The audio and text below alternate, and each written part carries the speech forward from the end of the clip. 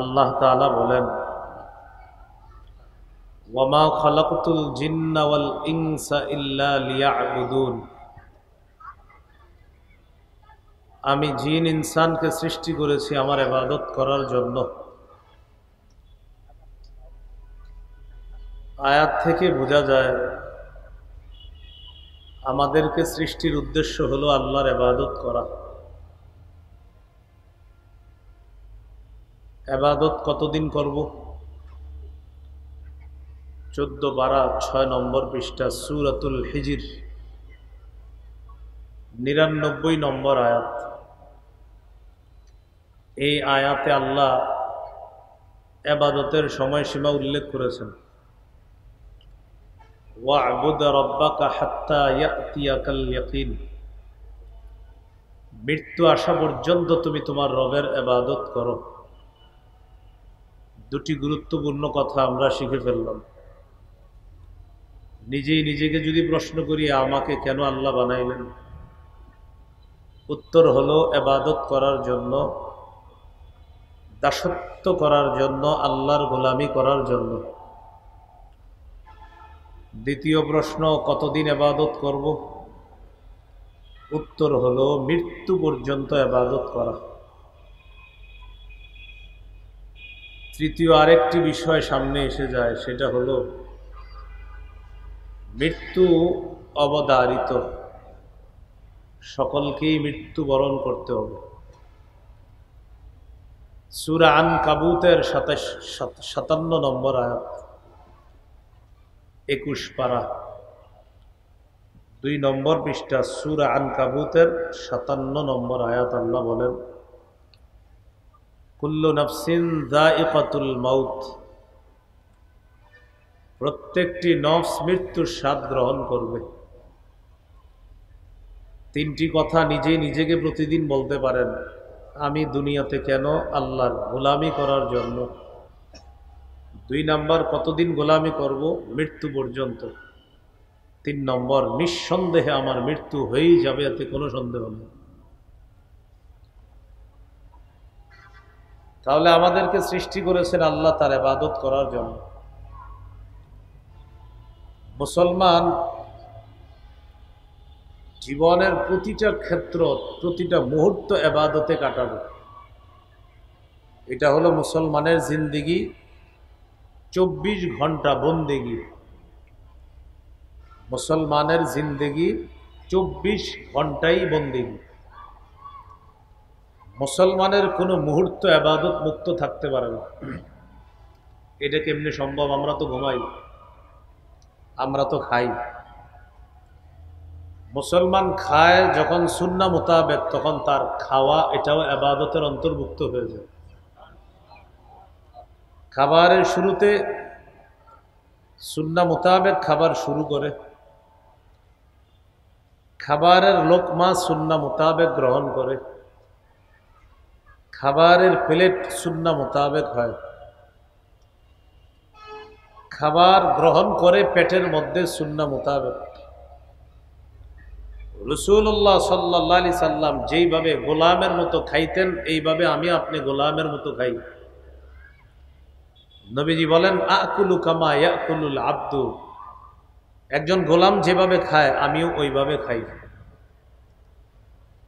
এর মানে হলো আল্লাহর রিজিক আমি গ্রহণ করতেছি, রবের রিজিক আমি গ্রহণ করতেছি। আমি কতটা ছোট হওয়া দরকার আল্লাহর কাছে।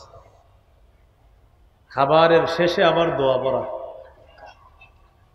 মুসলমান বাথরুমে যায় তো আগে দোয়া পড়ে, বাথরুম থেকে বের হয় তো দোয়া পড়ে। এই যে মাঝখানে কোনো ইবাদত বন্দেগী করতে পারে নাই, দুই যে সুন্নাহ মোতাবেক তার এই কর্মটা হয়েছে, সুন্নাহ মোতাবেক হওয়ার কারণে সুন্নাহের সওয়াব নিঃসন্দেহে আল্লাহ দান করবেন। মুমিনের প্রতিটা ক্ষেত্র, প্রতিটা মুহূর্ত যখন আল্লাহ আর রসুলের দেখানো পথ অনুযায়ী হবে, মত অনুযায়ী হবে, তখন মুমিনের 24টা ঘন্টাই ইবাদতের অন্তর্ভুক্ত হয়ে যাবে। তাহলে মুসলিমের জিন্দেগি, মুমিনের জিন্দেগি 24 ঘন্টা বন্দেগি। তো 3 কথা আবার বলি, আমি কেন? আল্লাহর ইবাদত করার জন্য। কতদিন? মৃত্যু পর্যন্ত। 3 নম্বর, মৃত্যু হয়েই যাবে, এ কথা চূড়ান্ত সত্য কথা। এ হলো আজকের আলোচনার ভূমিকা, আজকের মূল আলোচনা। ইবাদত সম্পর্কে 5টি কথা আমরা শিখব। 5 কথা আলোচনা হবে, আমাদের আলোচনাটাও শেষ হয়ে যাবে। খুব মন দিয়ে যদি আপনারা শোনেন, আমি আশাবাদী, আমরা মিলেমিশে কিছু বিষয় শিখতে পারবো ইনশাআল্লাহ। ইবাদত সম্পর্কে 1 নম্বর কথা শিখব, ইবাদতের আবিধানিক পারিভাষিক অর্থ। 2 নম্বরে শিখব আমরা পবিত্র কোরআনে ইবাদত কত প্রকার। 3 নম্বর, হাদিসে ইবাদত সম্পর্কে কি বলা হয়েছে। 4 নম্বর, উপকারিতা লাভ করার দিক থেকে ইবাদত কয় প্রকার। আমরা যে সওয়াব কামাই করি ইবাদত করে, এই সওয়াব যে কামাই করলাম, এই সওয়াব কামাই করি যে ইবাদত করে, সে ইবাদত কয় প্রকার। সর্বশেষ আলোচনা, ইবাদত কয় মাধ্যমে করি আমরা। এই 5টি আলোচনা আমরা করব ইনশাআল্লাহ। 1, ইবাদতের আবিধানিক পারিভাষিক অর্থ। একটা কিতাব আছে নাম আল উবুদিয়্যাহ। আল উবুদিয়্যাহ এটা হলো আরবি, এটার বাংলা হলো দাসত্ব। এই কিতাবের 23 নম্বর পৃষ্ঠা আছে। ইবাদতের অর্থ হলো মানাহু আয-যুল, ইবাদতের আসল অর্থ হলো নত হওয়া, বিনয়ী হওয়া।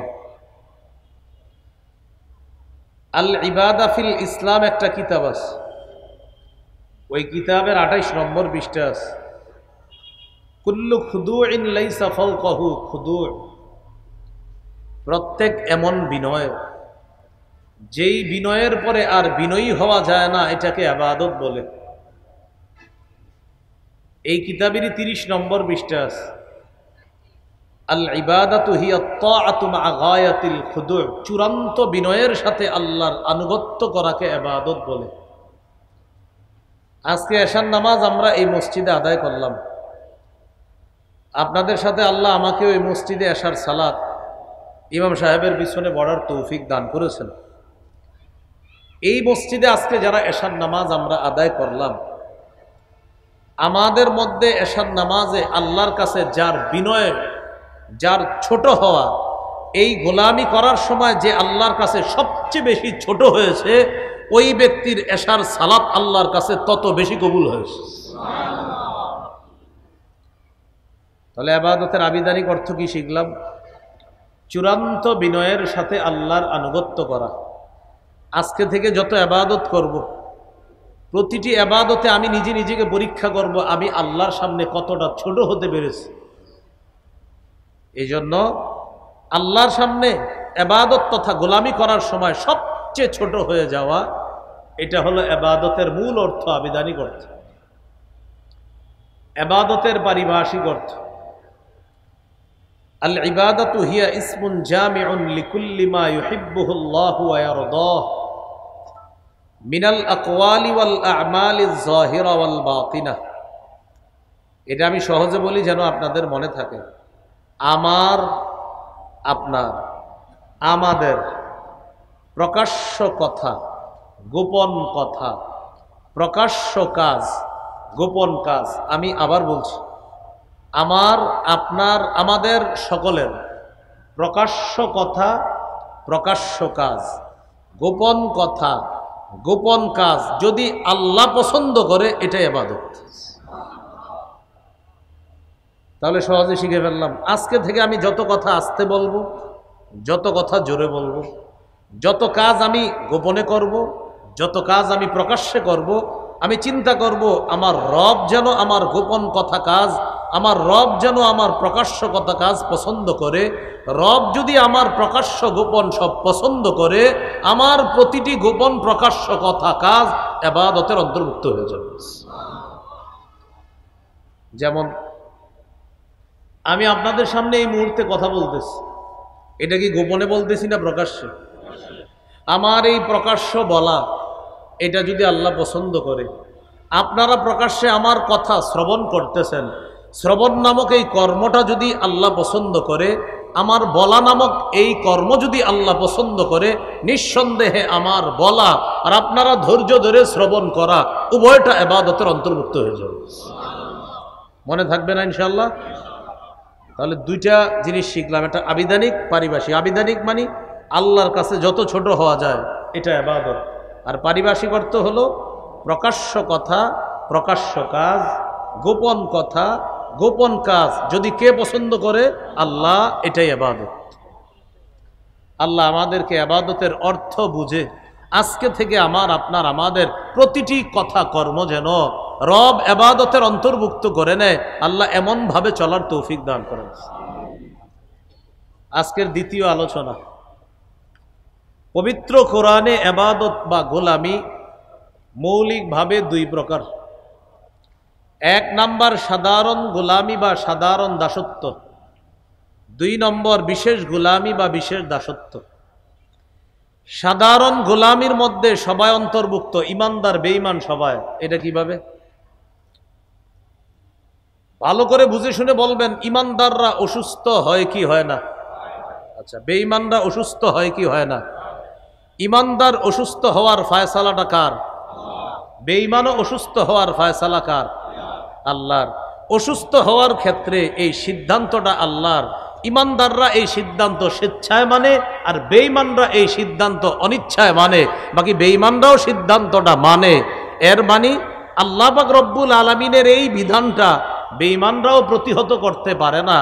এই গোলামি বেঈমানরা অনিচ্ছায় হলেও মেনে নেয়। হ্যাঁ, আল্লাহ অসুস্থতা দিলে এটাকে রক্ষা করার কেউ নাই। বেঈমানরা আল্লাহকে স্বীকার করে না, বাকি অসুস্থতা মেনে নেয়। আর ইমানদার অসুস্থতাও মেনে নেয়, স্বীকারও করে আল্লাহ দিছে। ইমানদারের স্বীকৃতি স্বেচ্ছায়, বেঈমানের স্বীকৃতি অনিচ্ছায়। বাকি রবের এই ফায়সালা ইমানদারও মেনে নেয়, বেঈমানও মেনে নেয়। এটাকে বলে সাধারণ গোলামি বা সাধারণ দাসত্ব। সাধারণ গোলামি, সাধারণ দাসত্ব। আরেকটা উদাহরণ দিলে বুঝবেন। এই জায়গায় যারা আছেন খানা খান কারা কারা? মাশাআল্লাহ। এবার আমরা হাত তুলে বলি, অন্য অন্য ধর্মের মানুষ খানা খায়নি? চাল ডাল কে দেয়? বলেন কে দেয়? তাহলে চাল ডাল আল্লাহ দেওয়ার ফায়সালা ইমানদার মানে? বলেন স্বেচ্ছায়। বলেন ইমানদার মানে, আর বেঈমান মানে অনিচ্ছায়। নামান হাতেই তো বুঝছেন। তাহলে আল্লাহ খাবার খাওয়ায়, এটা ইমানদাররা আমরা সহজে মাইনা নিই। বেঈমানরা এটা মানে না। কিন্তু যখন মাটি খুইরা দেখে একটা বীজ, একটা দানার মধ্য থেকে এতগুলা কেমনে বের হয়, মানতে চাইও আবার মানে না। কারণ আল্লাহরে মানলে তখন আমগু বিরোধিতা কেমনে করবে? তো এই জন্য সাধারণ গোলামির মধ্যে সবাই শামিল। ইমানদার স্বেচ্ছায় শামিল, আর বেঈমান অনিচ্ছায় শামিল। এটাকে বলা হয় সাধারণ দাসত্ব বা সাধারণ গোলামি। এই কথাটা আছে সূরা মারিয়ামের 93 নম্বর আয়াতে। আল্লাহ বলেন, ইন কুল্লু মান ফিস সামাওয়াতি ওয়াল আরদি ইল্লা আতির রহমানি আবদা। আসমান জমিনের এমন কেউ নাই যারা রহমানের কাছে দাস রূপে উপস্থিত হবে না। আসমান জমিনের সকলেই রহমানের কাছে দাস রূপে উপস্থিত হবে। ইমানদাররাও দাস রূপে উপস্থিত হবে, বেঈমানরাও দাস রূপে উপস্থিত হবে কিয়ামতের ময়দানে। বাকি ইমানদার কিয়ামতের ময়দানে আল্লাহর কাছে তার গোলামি হবে গ্রহণযোগ্য, বেঈমানের গোলামি গ্রহণযোগ্য হবে না। ইমানদারের ঠিকানা হবে জান্নাত, বেঈমানের ঠিকানা হবে জাহান্নাম। ফেরাউন আল্লাহকে আল্লাহ মানছে কখন? হালাতে গড়গড়া বা প্রাণটা যখন কণ্ঠাগত হলো। প্রাণ কণ্ঠাগত হয়ে গেলে তখন আর ঈমান কবুল হয় না। এটাকে কোরআনের ভাষায় বলা হয় হাত্তা ইদা বালাগতিল হুলকুম। প্রাণ যখন কণ্ঠাগত হয়ে যায়, কণ্ঠাগত হয়ে যাওয়ার পর এটাকে বলা হয় হালাতে গড়গড়া। প্রাণ বের হবে হবে অবস্থা। এখন ওই মুহূর্তে যদি বলে আমানতু আন্নাহু লা ইলাহা ইল্লাল্লাযী আমানাত বিহি বানু ইসরাঈল ওয়া আনা মিনাল মুসলিমিন। ফেরাউন মরে যাবে ওই মুহূর্তে বলতেছে আমি ঈমান আনলাম ওই সত্তার উপর, যেই সত্তার উপর বনি ইসরাঈল ঈমান আনছে। ফেরাউন ঈমান আনছে, স্বীকৃতি দিয়ে দিল ফেরাউন। আল্লাহ তাআলা জবাব দিয়ে দিলেন, আল আনা ওয়াকাদ আসাইতা, এখনই বানানো, একটু আগেই তো নাফরমানি করছো, এখন তোমার প্রাণ কণ্ঠাগত, এখন ঈমান আর গ্রহণযোগ্য হবে না। ফেরাউনও আল্লাহকে আল্লাহ মেনে নিচ্ছে, ঈমানও আনার স্বীকৃতি দিয়ে ফেলেছিল, কিন্তু আল্লাহ গ্রহণ করে নাই। কিয়ামতের ময়দানে সবাই বুঝবে যে আসলে রব একজন, তিনি হলেন আল্লাহ। বাকি ঈমানদারের এই বুঝা তাকে জান্নাতে নিয়ে যাবে, আর বেঈমানরা কিয়ামতের ময়দানে এই বুঝ তার কোনো কাজে আসবে না, ঠিকানা জাহান্নাম। তাহলে কিয়ামতের ময়দানে সবাই বুঝবে রব কয়জন, তিনি কে। এই বুঝাটা লাভ হবে কাদের? ঈমানদারের। আর বেঈমানের কোনো কি হবে না, লাভ হবে না। আরেকটা হলো বিশেষ দাসত্ব। বিশেষ দাসত্ব বা বিশেষ গোলামি সবাই করে না, শুধু আল্লাহর নির্বাচিত বান্দারাই বিশেষ দাসত্ব করে, তারা হলো ঈমানদার বান্দা। এই বিশেষ গোলামি করার কারণে ঈমানদারদেরকে কিয়ামতের ময়দানে আল্লাহ বিশেষ নিরাপত্তায় জান্নাত দান করবে। সূরা ফুরকানের 63 নম্বর আয়াতে আল্লাহ বলেন, ওয়াইবাদুর রহমানিল্লাযীনা ইয়ামশুনা আলাল আরদি হাওনা وَإِذَا خَاطَبَهُمُ الْجَاهِلُونَ قَالُوا سَلَامًا। রহমানের বান্দা তারা যারা জমিনে বিনয়ী হয়ে চলে, নত হয়ে চলে, তারা হলো রহমানের বান্দা। এখন আপনারা বলেন, জমিনে নত হয়ে কি সবাই চলে না কিছু মানুষ? তো তারা হলো আল্লাহর নির্বাচিত বান্দা যারা বিনয়ী হয়ে চলে। বুঝাইতে চাইলাম, এই বিশেষ মানুষগুলাকে কিয়ামতের ময়দানে আল্লাহর বিশেষ দেওয়া মর্যাদা আল্লাহ জান্নাতে অধিষ্ঠিত করবেন। এবার আল্লাহর কাছে একটু দোয়া করি, বলেন আল্লাহ আপনি আমাদেরকে বিশেষ গোলামি করার তৌফিক দান করেন, যেন আমরা আপনার বিশেষ বান্দাদের অন্তর্ভুক্ত হতে পারি। তাহলে একটা সাধারণ গোলামি আর একটা বিশেষ গোলামি। সাধারণ গোলামিতে সবাই অন্তর্ভুক্ত, আর বিশেষ গোলামিতে শুধু ঈমানদাররা অন্তর্ভুক্ত। আল্লাহ আমাদের সকলকে বিশেষ গোলামিতে আমরা যেন শামিল হতে পারি, আল্লাহ তৌফিক দান করুন। আজকের 3 নম্বর আলোচনা, হাদিসে ইবাদত সম্পর্কে কি বলা হয়েছে, এই ব্যাপারে কয়েকটা দৃষ্টান্ত নিয়ে আমরা। 1 নাম্বার দৃষ্টান্ত, হাদিসের কিতাব নাম আবু দাউদ। এই কিতাবের 1479 নম্বর হাদিস।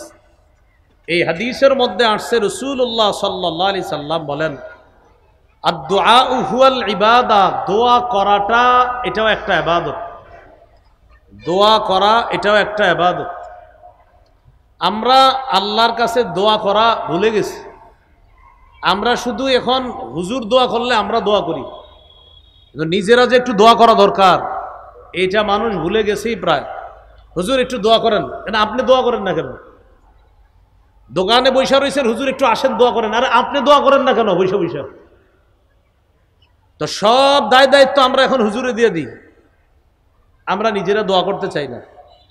অথচ আল্লাহ তাআলা বলেন, উদউনি আস্তাজিব লাকুম, তোমরা আমাকে ডাকো, যখনই ডাকো আমি আল্লাহ তখনই সাড়া দিই। সুবহানাল্লাহ বুঝে শুনে আবার বললেন, আল্লাহ বলছে যখনই ডাকো তখনই সাড়া দিই।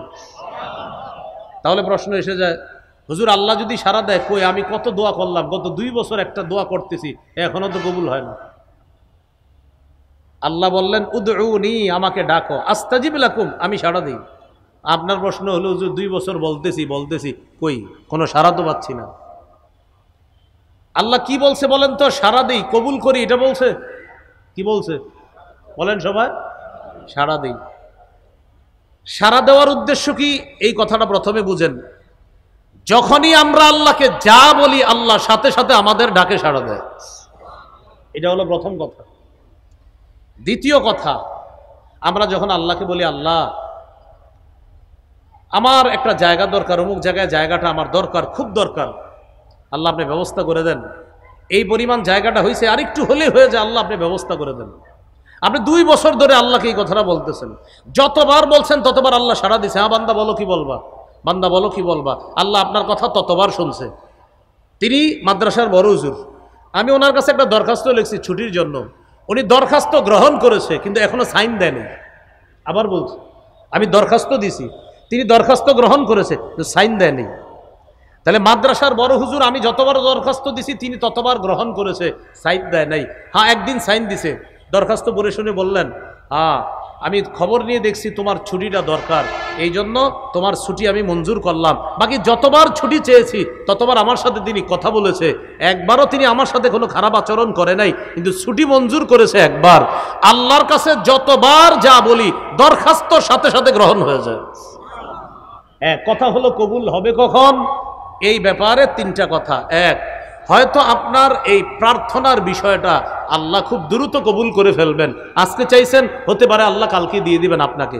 নাম্বার দুই, এখন দিবে না, আল্লাহ দেখবে আমার এই বান্দার উপকার হবে আরো 2-3 বছর পরে, সময় অনুযায়ী আল্লাহ আপনার ওই 2 বছর ধরে করার দোয়াটা 2 বছর পরে আল্লাহ কবুল করবে। কেন? আল্লাহ জানে 2 বছর পরে আপনার জন্য এটাতে কল্যাণ। 3 নাম্বার, আল্লাহ আপনার দোয়াটা দুনিয়াতে কবুল করবে না, কিয়ামতের ময়দানে আল্লাহ আপনাকে অনেক আগে জান্নাত দিয়ে দিবে। যখন আপনি বলবেন আল্লাহ আমারে এত মর্যাদা কেন দেওয়া হলো, আবার জান্নাতেও আপনার মর্যাদা বাড়তে থাকবে, আল্লাহ আমার এত মর্যাদা বাড়তেছে কেন? আল্লাহ বলবে দুনিয়াতে তুমি আমার কাছে দরখাস্ত করেছো অসংখ্যবার, প্রতিবারই দরখাস্ত গ্রহণ করেছি, তবে মঞ্জুর করি নাই, প্রতিবার গ্রহণ করে নিয়েছি আমি আল্লাহ। হ্যাঁ, দরখাস্ত যেগুলা দুনিয়াতে আমি তোমার প্রার্থনা অনুযায়ী প্রার্থনা পুরা করি নাই, এটা আমি রেখে দিয়েছি একটা উদ্দেশ্যে। আজকে জান্নাতে তোমার এই মর্যাদা বুলন্দ করার জন্য, বাড়ানোর জন্য ওই দোয়াগুলা স্টকে রেখে দিয়ে আজকে সেগুলোর প্রতিদান দান করলাম। তখন ওই বান্দা বলবে দুনিয়াতে যদি আমার আরো দোয়া কবুল না হইতো আরো ভালো হইতো। আপনারা যতবার দোয়া করি দরখাস্ত ততবার কি হয়? মাশাআল্লাহ, গ্রহণ হয়। বলেন, যতবার দোয়া করি ততবারই কথা কি হয়ে যায়? গ্রহণ হয়ে যায়। তাহলে আজকে থেকে মনে রাখবো, যতবার আল্লাহকে বলি আল্লাহ আমার এটা দরকার, আল্লাহ ডাকে সাড়া দেয়। আরে এর চেয়ে আর সৌভাগ্যের কি যে আমি রবকে কথা বললে রব আমার ডাকে সাড়া দিচ্ছে। এই জন্য জুতার ফিতা যখন লাগবে আজকে থেকে বলে যাইবেন আল্লাহ আমি বাজারে যাইতেছি, আমার একটা জুতার ফিতা কিনতে হবে, ফিতাটা যেন ভালো হয়, এটা শুধু আল্লাহরে বলে গেছেন না, হাদিসে আসছে জুতার ফিতাও আল্লাহর কাছে চাইবেন। সুই কিনতে গেলেন, যাওয়ার আগে বলে যাবেন আল্লাহ আমি বাজারে একটা সুই কিনতে যাইতেছি, সুইটা যেন কারোর জন্য ক্ষতিকারক না হয়।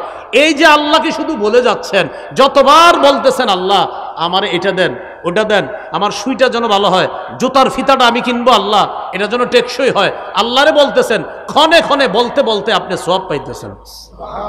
তাহলে কিনলেন সুই পাইলেন সওয়াব, কিনলেন সুই পাইলেন সওয়াব। কেন? ওই যে আল্লাহর একটু বলে নিছেন। আল্লাহ আমাদেরকে প্রতিটা কথা প্রতিটা ক্ষেত্রে আল্লাহর কাছে একটু দোয়া করার তৌফিক দান করেন। আমি বিষয়টা আরো সহজে বুঝাই। হুজুরের কাছে আসছেন ইমাম সাহেবের কাছে একটা কথা বলার জন্য। ইমাম সাহেবের কাছে বলার আগে বললেন আল্লাহ আমি ইমাম সাহেবের কাছে এখন যাবো, একটু কথা বলবো, ইমাম সাহেব যাতে আমার একটু সময় দেয়। এই শুধু আল্লাহর কাছে এটা বইলে ইমাম সাহেবের সাথে কথা বলতে গেলেন। আপনি যে এটা বললেন আল্লাহরে, আল্লাহ তাআলা বলতেছেন আমাকে ডাকলা আমি সাড়া দিলাম, আর নবী বলতেছেন আর দোয়া হুয়াল ইবাদা, তুমি যে দোয়া করছো আল্লাহর কাছে এটা ইবাদতের অন্তর্ভুক্ত হয়ে সওয়াব পেয়ে গেছে। তাহলে কথা বললেন হুজুরের সাথে এই কথা বলার আগে যে আল্লাহকে বলে নিছেন, আল্লাহ সওয়াব দিয়ে দিছে, কারণ আপনি আল্লাহর কাছে বলাটাই ইবাদতের অন্তর্ভুক্ত হয়ে গেছে। তাহলে বলেন তো কি পরিমাণ আল্লাহর কাছে কথা বলা দরকার আমাদের? কম না অনেক বেশি? আল্লাহ আমাদেরকে কথাগুলা মনে রাখার তৌফিক দান করেন। বাসে উঠলেন, ওঠার আগে একটু দোয়া করে উঠবেন, আল্লাহ আমি গ্রামের উদ্দেশ্যে রওনা করতেছি, কোনো বিপদ আপদ যেন না হয়। আল্লাহকে একটু বললেন, তো বলতে সমস্যাটা কোথায়? তো রাসূলুল্লাহ সাল্লাল্লাহু আলাইহি সাল্লাম বলেন আদ-দুআ হুয়াল ইবাদা, দোয়া করা এটা ইবাদত। দৃষ্টান্ত নাম্বার 2, তিরমিজির হাদিস 2201 নম্বর হাদিস। রাসূলুল্লাহ সাল্লাল্লাহু আলাইহি সাল্লাম বলেন আল ইবাদাতু ফিল হরজ কাহিজরাতিন ইলাইয়া, ফিতনার জামানায় আমার কোন উম্মত ইবাদত করা আমি নবীর কাছে হিজরত করার সমতুল্য। এই যুগে নবীর কাছে সশরীরে হিজরত করার কি কোনো সুযোগ আছে? নাই। সাহাবায়ে কেরাম মক্কা থেকে হিজরত করে মদিনায় গেছে। আল্লাহ রসুল বলেন ফিতনার জামানায় আমার উম্মত ইবাদত করা কেমন যেন আমি নবীর কাছে হিজরত করার মতো। আবু দাউদের হাদিসে আসছে ফিতনার জামানায় আমার এক উম্মতের ইবাদত আল্লাহ তাকে 50 জনের সওয়াব দান করবে।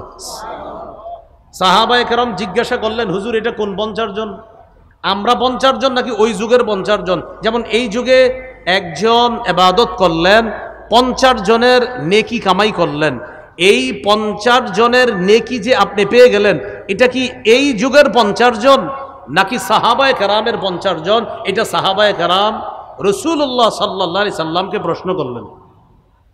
নবীজি জবাব দিলেন, বাল আজরু 50 মিনকুম, তোমরা সাহাবীদের 50 জনের নেকি আমার ফিতনার জামানার এক উম্মতকে আল্লাহ দান করবে। সুবহানাল্লাহ। তাহলে এবার আপনারা বলেন, এই ফিতনার জামানায় ইবাদত কি পরিমাণ করা দরকার? আল্লাহ আমাদেরকে সুযোগগুলা কাজে লাগিয়ে সময়গুলা কাজে লাগানোর তৌফিক দান করেন। সময় খুব কাজে লাগান। মসজিদে আইসা পড়ছেন, জোহরের জামাত 1:30টায়, সুন্নত পড়ার পর দেখলেন এখনো 10 মিনিট বাকি আছে, বৈশা বৈশা ইস্তেগফার পড়েন, সুবহানাল্লাহ পড়েন, আলহামদুলিল্লাহ পড়েন। এগুলো পড়তে পড়তে আপনার মনে হইলো হুজুর অনেক পড়ছে, আর কি করবো? কোরআন তেলাওয়াত করেন। কোরআন তেলাওয়াত করতে করতে আপনার আর মন চাইতেছে না এখন পড়তে, কোরআন রেখে দেন। তাসবিহ পড়তে মন চাইতেছে না, ঠিক আছে, আপনি চুপচাপ নিচের দিকে বসে থাকেন। আপনি যে মসজিদে নামাজের অপেক্ষায় আছেন, হাদিসে আছে ইন্তিজারুস সালাতি সালাতুন, নামাজের অপেক্ষা করাটাও নামাজ, মানে নামাজে থাকলে যেই সওয়াব পাবেন, নবী বলেন নামাজের অপেক্ষা করলেও সেই সওয়াব আল্লাহ দান করবেন। আমরা কি করি? যখন দেখি জামাতের 5-7 মিনিট বাকি আছে, পাশের জনকে কি অবস্থা, ছোট মেয়েটার বিয়ে হয়েছে আপনার, আর কি অবস্থা, মানে দুনিয়ার যত খোঁজ খবর আছে সব এনে।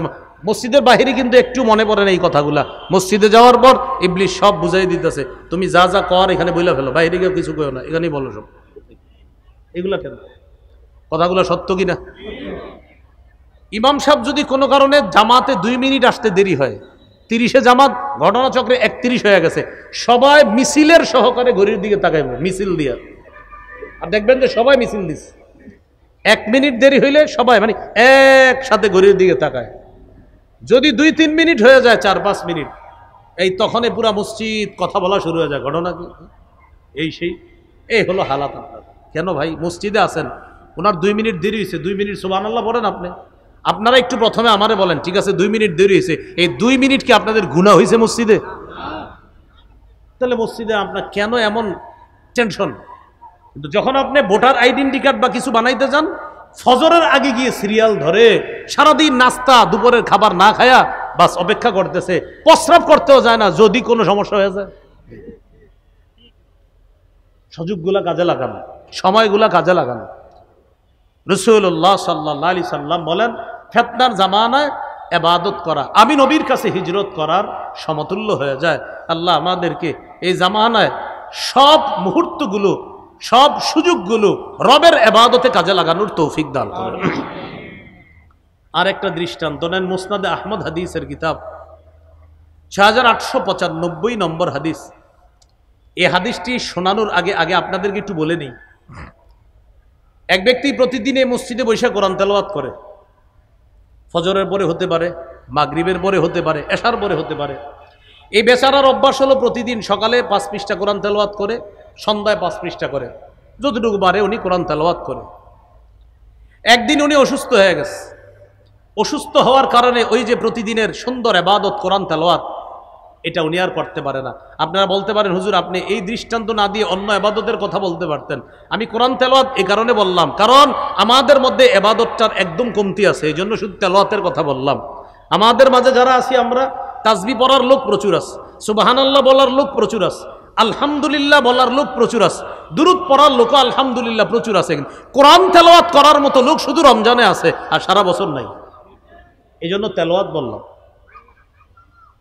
তো কোরআন তেলাওয়াত করে এক ব্যক্তি প্রতিদিন, হঠাৎ অসুস্থ হয়ে গেছে। অসুস্থ হওয়ার পর ওই ব্যক্তি আজকে আর কোরআন পড়তে পারে না। এই ব্যাপারে রাসূল সাল্লাল্লাহু আলাইহি সাল্লাম বড় চমৎকার কথা বলছে, ইন্নাল আবদা ইযা কানা আলা তরিকাতিন হাসানাতিন মিনাল ইবাদা সুম্মা মারিদা। আল্লাহর কোন বান্দা ইবাদতের সুন্দর একটা পদ্ধতি গ্রহণ করেছে, এই ইবাদতটা সে নিয়মিত করে, যেমন বললাম কোরআন তেলাওয়াত। সুম্মা মারিদা, এই বান্দা একদিন অসুস্থ হয়ে গেছে। কিলা লিল মালাকিল মুআক্কালি বিহি উকতুব বিমিসলি আমালিহি ইযা কানা তালিকা। ওই ব্যক্তির সাথে নিয়োজিত ফেরেশতা, ওই ফেরেশতাকে আল্লাহ বলে, ও ফেরেশতা, আমার বান্দা সুস্থ থাকা অবস্থায় কোরআন তেলাওয়াত করত, যে সওয়াব তোমরা লেখতা, আজকে আমার বান্দা অসুস্থতার কারণে তেলাওয়াত করতে পারে নাই, সুন্দর ইবাদতটি সে আজকে করতে পারে নাই অসুস্থতার কারণে, সে করতে পারে নাই ওজরের কারণে। আমি আল্লাহ তো কম দিতে পারি না। আমার বান্দা প্রতিনিয়ত যেই ইবাদতটা করত, আজকে ওজরের কারণে না করতে পারলেও সওয়াব লেখা বন্ধ করবা না। প্রতিনিয়ত যেই সওয়াব লেখতা, আজকেও সেই সওয়াব লিখে দাও। এই জন্য প্রিয় ভাইয়েরা, ইবাদতের সুন্দর কিছু পদ্ধতি আমরা প্রতিনিয়ত গ্রহণ করার চেষ্টা করব ইনশাআল্লাহ। আল্লাহ তৌফিক দান করেন। আরেকটা দৃষ্টান্ত দেখি ইবাদতের। সহিহুল জামে হাদিসের কিতাব, এই কিতাবের 4214 নম্বর হাদিস। রাসূলুল্লাহ সাল্লাল্লাহু আলাইহি সাল্লাম বলেন, ফাদলুল ইলমি আহাব্বু ইলাইয়া মিন ফাদলিল ইবাদাহ। সাধারণ জনগণের নফল ইবাদতের চাইতে আলেমের ইলম অন্বেষণ করার ইবাদতটা আমি নবীর কাছে আরো বেশি দামি। বুঝলাম না, সুবহানাল্লাহ দি বললেন না? এতক্ষণ প্রত্যেক কথা সুবহানাল্লাহ বললেন, যেই হুজুরকে ফজিলত কইলাম সব চুপ। আমাদের দেশের মানুষ হুজুরকে ওয়াজ শুনতে চায়, হুজুরকে কোনো ফজিলত বললে আর কথা হলো যে আমনেকে ফজিলত দেবো কার। এতক্ষণ সুবহানাল্লাহ বললেন জোরে জোরে, যেই বললাম আলেমের ইলম অন্বেষণের মর্যাদা, না আমরা সুবহানাল্লাহ কমু না কেন ভাই? এটা তো নবীর হাদিস। নবীজির এতগুলো হাদিসে সুবহানাল্লাহ বললেন, যে হুজুরদের সম্পর্কে নবী হাদিসটা বললো সব চুপ হয়ে গেলেন। এতেই বোঝা যায় আপনারাই চান এই দেশে ইসলাম কায়েম না হোক। যদি না চান তাহলে এই দেশে মুসলমান 90 ভাগ, এর পরেও কেন আমরা পিছিয়ে থাকি বলেন? এই জন্য আমি বলি কি জানেন, আমাদের দেশে মুসলমান বেশি কিন্তু ইসলাম প্রিয় কম। কি বললাম বলেন তো? বলেন কি বেশি? মুসলমান বেশি। কি প্রিয় কম? ইসলাম প্রিয়। আমাদের দেশের মানুষ মুসলমান বেশি কিন্তু ইসলাম প্রিয় না। আমাদের দেশের মানুষ মুসলমান কিন্তু ইসলাম প্রিয় না। যদি আমাদের দেশের মানুষ ইসলাম প্রিয় হতো তাহলে এ দেশের আগামীর সরকার হতো ইসলামের সরকার। আসলে ঠিক তো? তাহলে ইসলামের সরকার গঠন করে দেখা দেন, এটা তো মাঠের বাইরে গেলেই ভুলে যাবেন। কারণ আপনি তো খেয়ানত করবেন, আপনি তো গাদ্দারি করবেন, খেয়ানতটা তো আপনার দ্বারাই হবে। আপনি যাকে দায়িত্বশীল বানাচ্ছেন, 4টি বিষয়ে তার পক্ষে আপনি বলতেছেন। 1 নাম্বার, যে ব্যক্তিকে আপনি দায়িত্বশীল বানালেন আপনি তার পক্ষে সাক্ষী দিলেন। 2 নাম্বার, যাকে দায়িত্বশীল বানালেন আপনি তার পক্ষে সুপারিশ করলেন। 3 নাম্বার, যাকে আপনি দায়িত্বশীল বানালেন আপনি তাকে গরিব মানুষের প্রতিনিধি বানালেন। 4 নাম্বার, যাকে আপনি দায়িত্বশীল বানালেন তার সমর্থন করে আপনি আপনার আমানতটা এখানে প্রয়োগ করলেন। এবার বলি, 1 নাম্বার, যাকে দায়িত্বশীল বানালেন তার পক্ষে আপনি সাক্ষী দিলেন। আপনি সাক্ষী কি সত্যের পক্ষে দিলেন না মিথ্যার পক্ষে দিলেন, সেটার জবাবদিহিতা করার জন্য আপনি তৈরি থাকেন। 2 নাম্বার, আপনি যাকে দায়িত্বশীল বানালেন তার পক্ষে আপনি সুপারিশ করলেন। আপনি যার পক্ষে সুপারিশ করেছেন এই পক্ষ সেটা কি সঠিক ছিল নাকি বেঠিক ছিল, এটার জবাবদিহিতা করার জন্য আপনি তৈরি থাকেন। 3 নাম্বার, আপনি যাকে গরিব মানুষের প্রতিনিধি বানালেন এই প্রতিনিধি বানানোর ক্ষেত্রে আপনি যে তাকে অথরিটি প্রদান করলেন এই অথরিটি কি সঠিক প্রদান করলেন কিনা, কিয়ামতের ময়দানে রবের সামনে দাঁড়ানোর জন্য তৈরি থাকেন। 4 নাম্বার, আপনি যাকে দায়িত্বশীল বানালেন আপনি সমর্থন করা মানে আপনার আমানত এখানে আপনি প্রয়োগ করলেন, আপনার আমানত সঠিক জায়গায় প্রয়োগ করেছেন কিনা এটার জবাব দেওয়ার জন্য আপনি তৈরি থাকেন। আমি সত্যি বলছি, আমি পড়াশোনা করেই বলতেছি, আল্লাহর কসম, এই 4টা জিনিসের জন্য আপনি তৈরি থাকেন। আপনি সাক্ষী দিয়ে আপনি যাকে প্রতিনিধি বানাচ্ছেন আপনার সাক্ষী যদি সত্যের পক্ষে হয় আপনি মুক্তি পেয়ে যাবেন। আপনি যাকে প্রতিনিধি বানাচ্ছেন আপনার সুপারিশ যদি সত্যের পক্ষে হয় আপনি নাজাত পেয়ে যাবেন। আপনি যাকে প্রতিনিধি বানাইলেন যদি সে সঠিক যোগ্য ব্যক্তি হয় তো আপনি নাজাত পেয়ে যাবেন। আপনি যাকে প্রতিনিধি বানালেন যদি আপনার এই সমর্থনটা সঠিক জায়গায় হয় তো আমানত যথাযথভাবে পুরা করার কারণে আপনি নাজাত পেয়ে যাবেন। উল্টা যদি বিপরীতটা হয় তো আপনি ব্যর্থ, আপনি আল্লাহর কাছে ধরা খাবেন। এই কাজ আপনাকে জাহান্নামী বানাতে পারে।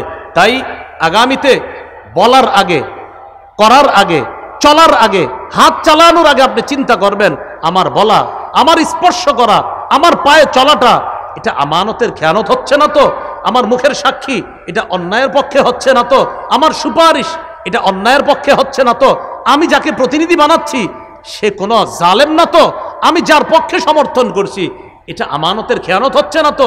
এটা আপনি আগামীতে মাথায় রাখেন, এই 4 কথা মাথায় রাখেন। আরো 10 জনকে 4টা কথা আপনি শিখাইয়া দেন যে ভাই পথ চলতে গেলে 4 কথা মাথায় রাখবা। তুমি কিন্তু সাক্ষ্য দিচ্ছ, তুমি কিন্তু সুপারিশ করছো, তুমি কিন্তু গরিব মানুষের প্রতিনিধি নির্ধারণ করছো। তুমি কিন্তু আমানত প্রয়োগ করছো, 4 ক্ষেত্রে যেন তোমার একটু উল্টা না হয়, যদি হয় তো রবের সামনে দাঁড়ানোর জন্য তৈরি থাকেন।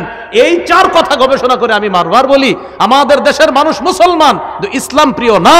যদি ইসলাম প্রিয় হতো তো এদেশে ইসলাম থাকতো রাষ্ট্রীয় ধর্ম, এবং সংসদ আর বিচার ব্যবস্থায় থাকতো ইসলাম। তো বললাম যে মুসলিম কিন্তু ইসলাম প্রিয় না। যদি ইসলাম প্রিয় হতো তো সংসদ হতো ইসলামী সংসদ, বিচার ব্যবস্থা হতো ইসলামী বিচার ব্যবস্থা। সামান্য কথায় অনেক কিছু বোঝানোর চেষ্টা করলাম, যদি বুঝ থাকে আকল থাকে বুঝে নিয়েন, আল্লাহ বুঝার তৌফিক দান করেন। রাসূলুল্লাহ সাল্লাল্লাহু আলাইহি সাল্লাম বলেন, ওই যে ওখান থেকে গেলাম, আলেমদের ফজিলত ছুঁই না যে সুবহানাল্লাহ বলেন নাই, হ্যাঁ, ফাদলুল ইলমি আহাব্বু ইলাইয়া মিন ফাদলিল ইবাদা। রাসূলুল্লাহ সাল্লাল্লাহু আলাইহি সাল্লাম বলেন, আলেমের এলেম অন্বেষণ করা সাধারণ জনগণের নফল ইবাদতের যে মর্যাদা ফজিলত, এটার অনেক ফজিলত, কিন্তু এটার চেয়েও আলেমের এলেম অন্বেষণের মর্যাদা আমি নবীর কাছে আরো বেশি দামি, আরো বেশি প্রিয়। এখন একটা প্রশ্ন আছে যে আলেমের এলেম অন্বেষণের মর্যাদা সাধারণ জনগণের নফল ইবাদতের চাইতে ক্ষেত্র বিশেষ কেন বেশি? এটার কারণ হলো এই, একজন আলেমের এক কথায় একটা জাতি, একটা এলাকার পরিবর্তন হয়ে যায়। এই জন্য তার এলেম অন্বেষণের অনেক মর্যাদা। এক আল্লামা আহমদ শফী রহমতুল্লাহ আলাইহির কথায় পুরা বাংলাদেশ এক হয়ে গেছিল। এমন একজন আল্লামা আহমদ শফীর খোঁজে আছি আমরা এখন। আবার কি বলেন? না হয় আমরা সবাই মিলে এখন পারতেছি না, যেটা আল্লামা আহমদ শফী একাই পারছিলেন, আল্লাহ তার একার দ্বারা যেটা করেছেন এখন অনেকের দ্বারাও সেটা সম্ভব হচ্ছে না। তাই আল্লাহর কাছে একজন আহমদ শফী আবারও চাচ্ছি আমরা। আল্লাহ আমাদেরকে অনেক কিছু বুঝার তৌফিক দান করেন, কম কথায় অনেক কিছু বুঝার তৌফিক দান করেন। এগুলো আজকের 3 নাম্বার আলোচনা। আজকের 4 নাম্বার আলোচনা, গুরুত্বপূর্ণ আলোচনা। আপনারা আমার চেয়ে বয়সে ছোট আছেন, যে বয়সে বড়,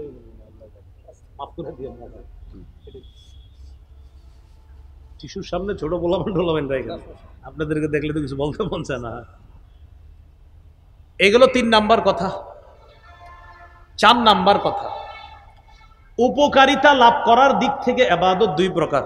ওলামা হযরতরা বলা দরকার নেই, আপনারা একটু বলেন সওয়াব কামাই করার দিক থেকে ইবাদত 2 প্রকার। 1, নিজে ইবাদত করে সওয়াব লাভ করা। 2, অন্যের সাহায্যে ইবাদত করে সওয়াব লাভ করা। বলেন তো, আমরা যে সওয়াব কামাই করি ইবাদতের, এই ইবাদত কয় প্রকার? 1, ইবাদতের সওয়াব কামাই করি কিভাবে? নিজে ইবাদত করে। আরেকটা হলো অন্যের সাহায্যে ইবাদত করে। নিজে ইবাদত করে সওয়াব কামাই করা, যেমন ফজরের আগের 2 রাকাত সুন্নত কারো সাহায্য করছেন না নিজে নিজে? জোহরের আগের 4 রাকাত সুন্নত, জোহরের পরে 2 রাকাত, আসরের আগে মন চাইলে আর কি 4 রাকাত সুন্নত, এশার আগে যদি সময় থাকে 4 রাকাত সুন্নত, এটা মন চাইলে ঐচ্ছিক পড়লে সওয়াব আছে, না পড়লে কোনো গুনাহ নাই। তো এই যে কাজগুলো করলেন, এগুলা কি অন্যের সাহায্যে না নিজে ইবাদত করলেন? এটা নিজে ইবাদত করে সওয়াব। কোরআনের একটা সূরা বললেন, নামাজের মধ্যে আপনি আলহামদুলিল্লাহি রাব্বিল আলামিন নিজে নিজে ইবাদত করতেছেন। তিরমিজির হাদিসে আছে, মান ক্বারাআ হারফাম মিন কিতাবিল্লাহ ফালাহু বিহি হাসানা ওয়াল হাসানাতু বিআশরি আমসালিহা। কোরআনের একটি অক্ষর যদি কেউ পড়ে, তার আমল নামায় 10টি নেকি লিপিবদ্ধ হয়ে যায়। এটা হলো নিজে ইবাদত করে সওয়াব কামাই করা। 2 নাম্বার, অন্যের সাহায্যে ইবাদত করে সওয়াব কামাই করা। যেমন আজকে এশার নামাজ জামাতে আমরা একা একা পড়ছি, বলেন সবাই একা নাকি কারো সাহায্যে? কার সাহায্যে? ইমামের। বলেন কার সাহায্যে? তাহলে সুন্নত নামাজের সওয়াবটা একা একা ইবাদত করে কামাই করি, আর জামাতের সওয়াব কারো সাহায্যে ইবাদত করে সওয়াব কামাই করি। জামাতের সওয়াব পাইতে হলে কমপক্ষে 2 জন লাগবে, আর একা সওয়াব যেটা কামাই করি এটা একা একা নামাজে। তো ইমামের পিছনে জামাতে যেই সালাত আদায় করি, একা নামাজ আদায় করলে সওয়াব যা পাইতাম, ইমামের সাথে আদায় করার কারণে 27 গুণ বেশি সওয়াব আল্লাহ দান করেন। তো এই জন্য একটা হলো নিজে ইবাদত করে সওয়াব কামাই করা, আর একটা অন্যের সাহায্যে। অসহায় মানুষকে সহযোগিতা কইরা যে সওয়াব পাবেন, এটাও অন্যের সাহায্যে সওয়াব কামাই করা। যেমন সাহায্য করলেন গরিবকে, গরিবের সাহায্যে সওয়াব পাইলেন আপনি, সুবহানাল্লাহ। আবার দেখেন কি বলি, সাহায্য করলেন গরিবকে, গরিবের কারণে সওয়াব পাইলেন আপনি। এই জন্য গরিবকে মাঝে মাঝে দান করলে ওর জন্য দোয়া করবেন, আল্লাহ তোমারে বাঁচায় রাখুক। বাঁচায় রাখুক কেন বলবেন? আপনি আল্লাহকে বলবেন বা মনে মনে বলবেন আলহামদুলিল্লাহ গরিব আছে বলে আজকে সৎকার সোয়াবটা আমি পাইছি, ও না থাকলে আপনি এটা পাইতেন না। তো গরিবকে দান করার সোয়াব পাইলেন, এটা ওর সাহায্যে। যেমন বুখারীর বর্ণনা 5353 নম্বর হাদিস, আস-সাঈ আলাল আরমিলা ওয়াল মিসকিন কাল মুজাহিদি ফি সাবিলিল্লাহ আবিস সাইবিন নাহার আল কাইমিল লাইল আল কানিতি বিআয়াতিল্লাহ। রাসূলুল্লাহ সাল্লাল্লাহু আলাইহি সাল্লাম বলেন, কোন ব্যক্তি যদি বিধবা নারীর সহযোগিতায় এগিয়ে যায় অথবা অসহায় মানুষকে সহযোগিতা করার জন্য এগিয়ে যায়, তাকে আল্লাহ কি পরিমাণ সওয়াব দান করবেন? মুজাহিদ জিহাদ করলে যেই সওয়াব, সারাদিন নফল রোজা রাখলে যেই সওয়াব, সারা রাত তাহাজ্জুদ পড়লে যেই সওয়াব, অন্যকে সহযোগিতা করলে আল্লাহ তাকে এই সবগুলা সওয়াব দান করেন। তাহলে আমরা গুরুত্বপূর্ণ দুটি প্রকার শিখলাম ইবাদতের। সওয়াব লাভ করার দিক থেকে ইবাদত দুই প্রকার, একটা নিজে ইবাদত করে সওয়াব কামাই করা, আর একটা অন্যের সাহায্যে। তো এই উদাহরণটা মনে রাখার জন্য সবসময় মনে রাখবো, সুন্নত নামাজগুলা আমরা নিজে নিজে ইবাদত করে সওয়াব কামাই করি, আর ফরজ নামাজ অন্যের সাহায্যে ইবাদত করে সওয়াব কামাই করি। এই জন্য ইমাম সাহেবের বেতন বাড়াইতে গেলে আমরা 5-6 মাস মিটিং করি, তাও 500 টাকা বাড়াইতে গেলে অনেক টেনশন যে হুজুর এত টাকা দিয়ে করবে কি। এটা এমনি বললাম আর কি কথাটা। এগুলো আজকের 4 নাম্বার আলোচনা। আজকের 5 নাম্বার সর্বশেষ আলোচনা, এটা ওলামা হযরত ছাড়া যারা আছেন আমার সাথে একটু বলেন বলেন মাধ্যম হিসাবে ইবাদত 5 প্রকার। অর্থাৎ আমরা 5 মাধ্যমে ইবাদত করি। সবাই বলেন 1 কলব দিয়ে ইবাদত করি, 2 মুখ দিয়ে ইবাদত করি, 3 শরীর দিয়ে ইবাদত, 4 অর্থ সম্পদ দিয়ে ইবাদত, 5 অর্থ সম্পদ এবং শরীর দিয়ে ইবাদত। এবার আপনারা বলেন তো 1 নম্বর কি দিয়ে? কলব দিয়ে। আপনারা বলতে হবে 1 নম্বর কি দিয়ে? এটাকে বলে আত্মিক ইবাদত। কি ইবাদত? মানে আত্মিক, আত্মার সাথে সম্পর্ক। 2 নম্বর যেন কি দিয়ে? এটাকে বলে মৌখিক ইবাদত। 3 নম্বর যেন কি দিয়ে? শরীর, এটাকে বলে শারীরিক ইবাদত। 4 নম্বর অর্থ সম্পদ, এটাকে বলে আর্থিক ইবাদত। 5 নম্বর অর্থ সম্পদ এবং শরীর দিয়ে, এটাকে বলে আর্থিক এবং শারীরিক ইবাদত। এবার বলেন তো 1 নম্বর কি দিয়ে ইবাদত করি? কলব দিয়ে যে ইবাদত করি, যেমন বিশুদ্ধ নিয়ত করা, এটা কলবের ইবাদত। আজকে এশার নামাজ যারা পড়তে আসছেন, মসজিদ থেকে বের হয়ে বাসা থেকে বের হয়েছেন মসজিদের উদ্দেশ্যে, তো এশার নামাজ পড়তে আসছেন যারা, মনে মনে নিয়ত ছিল কি ফজর পড়া না এশা পড়া, বাস নিয়ত হয়ে গেছে।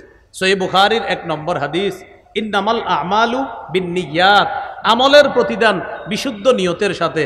তাহলে আজকে থেকে মনে রাখবো, কখনো যদি কেউ জিজ্ঞাসা করে আচ্ছা কলবের ইবাদতের একটা দৃষ্টান্ত দাও তো, সাথে সাথে বলে ফেলবেন বিশুদ্ধ নিয়ত করা, এটা কলবের ইবাদত। মনে থাকবেন ইনশাআল্লাহ। আচ্ছা আপনারা বলেন তো কলবের ইবাদতের একটা দৃষ্টান্ত বলেন তো। নিয়ত করা। আরেকটা আছে, বলেন ইখলাস, কলবের ইবাদত। ইখলাস কিসের ইবাদত? ইখলাস দেখানো যায় না, কোথায় থাকে? কলবে। যেমন একটা দৃষ্টান্ত দিলে সহজে মনে থাকবে সারা জীবন। আমি বলবো, আপনারা জবাব দিবেন। কোরআনের যতগুলা সূরা আছে সব সূরার নাম সূরার মধ্যে আছে। কোরআনের যতগুলা সূরা আছে সব সূরার নাম সূরাতে আছে, একটা সূরা ব্যতিক্রম আছে। আচ্ছা কিছু সূরা পড়ি আমরা। আউযু বিল্লাহি মিনাশ শাইতানির রাজীম, বিসমিল্লাহির রহমানির রহিম। ওয়াইলুল লিকুল্লি হুমাজাহ, সূরার নাম কি? তাহলে সূরার নাম হুমাজা, সূরার মধ্যেও পেয়ে গেলাম হুমাজা। আলাম তারা কাইফা ফাআলা রাব্বুকা বিআসহাবিল ফিল, সূরার নাম, সূরাতেও পেয়ে গেলাম কি? ফিল। লিইলাফি কুরাইশ, সূরার নাম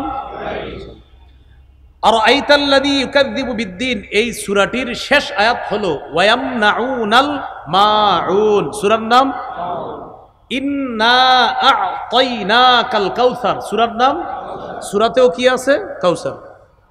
এরপরে দেখেন কুল ইয়া আইয়ুহাল কাফিরুন, সূরার নাম কি? বলেন সূরার মধ্যে কাফিরুন আছে না নাই? আচ্ছা। ইযা জাআ নাসরুল্লাহ, সূরার নাম কি? নাসর, সূরার মধ্যে নাসর আছে না নাই? তাব্বাত ইয়াদা আবি লাহাব, সূরার নাম, সূরার মধ্যে লাহাব আছে কিনা? আচ্ছা। এরপরে একটা সূরা বাদ দিয়ে পরেরটায় যাই। কুল আউযু বিরাব্বিল ফালাক, সূরার নাম কি? ফালাক শব্দটা সূরার মধ্যে আছে কিনা? কুল আউযু বিরাব্বিন নাস, সূরার নাম কি? নাস আসেনি সূরার মধ্যে? একটা সূরা বাদ রাখছি না, কি নাম বলেন তো? আচ্ছা, সূরার নাম কি? এবার আমি সূরাটা পড়ি, দেখি ইখলাস শব্দটা বের করি আমরা, দেখি। কুল হুয়াল্লাহু আহাদ, পাইলাম না। আল্লাহুস সামাদ, পাইলাম না। লাম ইয়ালিদ ওয়া লাম ইউলাদ ওয়া লাম ইয়াকুল লাহু কুফুয়ান আহাদ, কোথায়? নাম তো ইখলাস, সূরার মধ্যে কি না ইখলাস? আল্লাহ আমাদেরকে শিখাইতে চায় ইখলাস দেখানো যায় না, তাই সূরার নাম রাখছি ইখলাস। এটা যেহেতু দেখানোর জিনিস না, তাই সূরার মধ্যে এটা না দেখায়া তোমাদেরকে শিক্ষা দিলাম ইখলাস দেখানো যায় না, এটা এখানে রাখতে হয়, এটা শুধু আল্লাহ দেখে, এটা অন্যকে দেখানো যায় না। তাই ইখলাস সূরার নাম, তো সূরার মধ্যে শব্দটা না রেখে আমাদেরকে শিক্ষা দিলেন এটা দেখানোর জিনিস না, এটা লালন ধারণ পালন করার জিনিস, এটা শুধু আমি আল্লাহ দেখি। মনে থাকবে নি? তাহলে সব সূরার নাম সূরাতে আছে, একটা সূরার নাম ইখলাস, শব্দটি সূরার মধ্যে নাই, তবে সূরার পরতে পরতে ইখলাস আছে। আল্লাহ এক, আল্লাহ এক, এটা বিশ্বাস রাখতে হবে একদম অন্তরে, ইখলাস। এটা আল্লাহ অমুখাপেক্ষী, হ্যাঁ ইখলাস একদম ভিতর থেকে বিশ্বাস করতে হবে। আল্লাহ সন্তান নেন না, সন্তান জন্ম দেন না, কারো থেকে জন্ম নেন না, এটা একদম অন্তরে বিশ্বাস ইখলাসের সাথে রাখতে হবে। আল্লাহর কোনো সমকক্ষ নাই, এটা শুধু মুখে বললে হবে না, এখানে রাখতে হবে। মানে এই সূরার পরতে পরতে ইখলাস আছে, এটা খুঁজে নিতে হবে, এটা বের করে নিতে হবে, এটা অনুভব করতে হবে, এটা দেখানো বা বলার জিনিস না। তো আল্লাহ শিখাইলেন ইখলাস, এটা দেখানো যায় না, তাই আমি আল্লাহ সূরার নাম ইখলাস রেখে সূরার মধ্যে ইখলাস শব্দটি আল্লাহ কেন দেননি শিক্ষা দিলেন। এই শোনো, ইখলাস দেখানো যায় না, এটা ভিতরে রাখতে হয়। আল্লাহ কত সুন্দর একটা শিক্ষা আমাদেরকে দিয়ে দিলেন। এই হলো ইখলাস, এটা হলো অন্তরের ইবাদত। অন্তরের একটা ইবাদত প্রথমে বলছি আমি, কি জানি? বিশুদ্ধ নিয়ত। দ্বিতীয় ইবাদতটা বললাম কি জানি? ইখলাস। নাসাইর হাদিস 3140 নম্বর হাদিস, ইন্নাল্লাহা লা ইয়াকবালু মিনাল আমাল ইল্লা মা কানা লাহু খালিসা ওয়াবতুগিয়া বিহি ওয়াজহুহু। আল্লাহ ততক্ষণ বান্দার আমল কবুল করেন না যতক্ষণ আমলটা ইখলাসের সাথে না হবে, ততক্ষণ বান্দার আমল আল্লাহ কবুল করেন না। আল্লাহ আমাদের সকলকে বিশুদ্ধ নিয়তের সাথে ইখলাসের সাথে সব ইবাদত করার তৌফিক দান করেন। অন্তরের আরেকটা ইবাদত আছে, বলেন আমার সাথে, লা ইলাহা ইল্লাল্লাহ। বলেন আল্লাহ ছাড়া কোনো ইলাহ নাই, এই কথা অন্তরে বিশ্বাস করা নাম হলো ঈমান। বলেন লা ইলাহা ইল্লাল্লাহর বিশ্বাস অন্তরের ইবাদত। মাশাআল্লাহ। বলেন তো বিশুদ্ধ নিয়ত কিসের ইবাদত? ইখলাস কিসের ইবাদত? লা ইলাহা ইল্লাল্লাহর এই বিশ্বাসটা কিসের ইবাদত? এটা বুঝে আসে বোবা মানুষকে জিজ্ঞাসা করেন, বোবা যারা কথা বলতে পারে না, ওরে বিভিন্ন মাধ্যমে জিজ্ঞাসা করবেন আল্লাহর কথা, ওই আপনার এইভাবে বলবে আল্লাহ ছাড়া কোনো ইলাহ নাই, আপনার এরকম বলবে, ও দেখাই দিবে এইভাবে যে আমি মুখে বলতে পারতেছি না, আমি এখানে বিশ্বাস করি আল্লাহ ছাড়া কোনো ইলাহ নাই। সুবহানাল্লাহ। বোবা মানুষ আপনারে বলে দিবে। সহিহ বুখারীর বর্ণনা 44 নম্বর হাদিস। এই হাদিসের মধ্যে আসছে ইয়াখরুজু মিনান নার মান কানা ফি কলবিহি মিসকালু যাররাতিন মিন খাইরিন, মিসকালু ওয়াজনু শাঈরাতিন মিন খাইর, মিসকালু ওয়াজনু বুররাতিন মিন খাইর, মিসকালু ওয়াজনু যাররাতিন মিন খাইর। এই খাইর দ্বারা উদ্দেশ্য মিন ঈমান, যার অন্তরে সরিষার দানা পরিমাণ, জব পরিমাণ, গম পরিমাণ ঈমান থাকবে, এই ব্যক্তি কোনো অপরাধের কারণে জাহান্নামের সাজা ভোগ করলেও একদিন জাহান্নাম থেকে বের হয়ে ওই পিওর লা ইলাহা ইল্লাল্লাহর বিশ্বাস অন্তরে সামান্য পরিমাণ থাকার কারণেও আল্লাহ তাকে একদিন জান্নাত দান করবেন। আমরা জানি ইবাদত কয় মাধ্যমে করি? 5। 1 নাম্বার কি দিয়ে? কলব দিয়ে। এইগুলো কলবের আলোচনা। 2 আল ইবাদাতু বিল ফামি বা বিল লিসান, মুখ দিয়ে ইবাদত করি, এটাকে বলে মৌখিক ইবাদত। মৌখিক ইবাদতের মধ্যে শ্রেষ্ঠ ইবাদত তিলাওয়াতুল কোরআন, কোরআনের তেলাওয়াত করা, যেটা আমরা পুরো বছর করি না। রমজানে আসলে 2-3 খতম পড়ে 27শে রমজান রাতে এশার নামাজের আগে ইমাম সাহেবের কামরায় গিয়ে দরজা নক করে, হুজুর আছেন? জি। হুজুর এই চিঠিটা রাখেন। তো হুজুরে খুইলা দেখে আমার দাদার জন্য 1 খতম, দাদির জন্য 1 খতম, নানির জন্য 1 খতম। হুজুর খতমগুলা বক্সায়া দিয়েন। কি করে দিয়েন? বক্সানো মানে হলো পৌঁছানো। বক্সানো মানে কি? আমার কথা হলো আপনি যে 27 দিন পড়লেন এগুলো কই ছিল এতদিন? না না, আপনি এটা সিরিয়াসলি নেন। আপনি যদি আমার বুঝাই দিতে পারেন যে আপনি যে বক্সানোর দোয়াটা হুজুরের কাছে চাইলেন পৌঁছাইতে, তো এর মানে এর আগে পৌঁছে নাই, তো আগে কই ছিল এই যে বললেন এতদিন? যদি আমাদেরকে বুঝাই দিতে পারেন তো আমি বলবো হ্যাঁ এটা আমিও লিখবো, হুজুর আমি এরকম এক খতম কোরআন পড়ছি, এটা একটু বক্সায় দিন। আরে ভাই, আপনি যখন যেই নিয়তে পড়তেছেন আল্লাহ তো সেই নিয়ত তখনই পুরা করতেছে। আপনার দাদার জন্য পড়তেছেন বা সাথে সাথে আপনি হরফে হরফে সওয়াব যাচ্ছে দাদার কাছে। তাহলে আইসা আবার বলা কি? বক্সানু। বক্সানু বলার অর্থ দাঁড়ায় এই 27 দিন হুজুর আমি যে পড়ছি এটা শুধু বাতাসে বাতাসে ঘুরতেছিল, আপনি বলার পরে যদি এটা যায়, না হয় যদি না যায়। এটা হলো প্রথম কথা। দ্বিতীয় কথা, এটা বলার পর বিবিরে বলে কোরআন রাইখা দাও গিলাফে উঠায়া, আগামী রমজানে আল্লাহ বাঁচায় রাখলে আবার দিবা, এটা রাইখা দে। 27শে রমজানের পরের দিন আর কোরআন পড়ে না, কারণ আমাদের দেশের 27শে রমজান মানি তারাবিও শেষ, কোরআন তেলাওয়াতও শেষ, আল্লাহ বাঁচাইছে পরে রোজাগুলা রাখে, তো তারাবিও পড়ে না অসংখ্য মানুষ, কোরআন তেলাওয়াতও করে না, কারণ 27শে মানি শেষ সব। হুজুর 27 পর্যন্ত মুসল্লি যে পরিমাণ হয়, 28 কি সেটা হয়? 28 কি রমজান আছে কিনা? মুসল্লিগুলো 29 রমজান আছে, মুসল্লি কোথায়? ভাই কষ্ট নিয়েন না, বুঝার চেষ্টা করেন। 27শে আপনি ছিলেন মসজিদে, 28শে আপনি কোথায়? 28শে তো রমজান আছে এখনো, আপনি কোথায়? 27শে আপনি রমজান তো এখনো রয়ে গেছে, আপনি কেন 28শে মসজিদে নাই? 27শে পুরা মসজিদ ভরা, 28শে দুই কাতার মুসল্লি কেন? কোরআন তেলাওয়াত করতে হবে, প্রতিনিয়ত কোরআন তেলাওয়াত করা। 3টা ইবাদত প্রতিনিয়ত করবেন, আমি সহ সবাই মৃত্যু পর্যন্ত 3টা ইবাদত করা। 1 নাম্বার প্রতিদিন কিছু কোরআন তেলাওয়াত, 2 নাম্বার 5 ওয়াক্ত নামাজ, 3 নাম্বার সাধ্য অনুযায়ী দান সদকা। আমি আবার বলছি, মৃত্যু পর্যন্ত 3টা আমল একদিনও ছাইরেন না। 1 নাম্বার 2, 4, 5, 10 লাইন হইল কোরআন তেলাওয়াত, 2 নাম্বার 5 ওয়াক্ত নামাজ, 3 নাম্বার 2 টাকাও যদি পারেন প্রতিদিন সদকা করবেন। সূরা ফাতিরের 30-31 নম্বর আয়াতে আল্লাহ বলেন, এটা আল্লাহর সাথে এমন এক ব্যবসা যে ব্যবসায় কোনো লস নাই, লাভ আর লাভ। ইন্নাল্লাযীনা ইয়াতলুনা কিতাবাল্লাহ ওয়া আকামুস সালাহ ওয়া আনফাকু মিম্মা রাযাকনাহুম সিররা ওয়া আলানিয়া ইয়ারজুনা তিজারাতান লান তাবুর।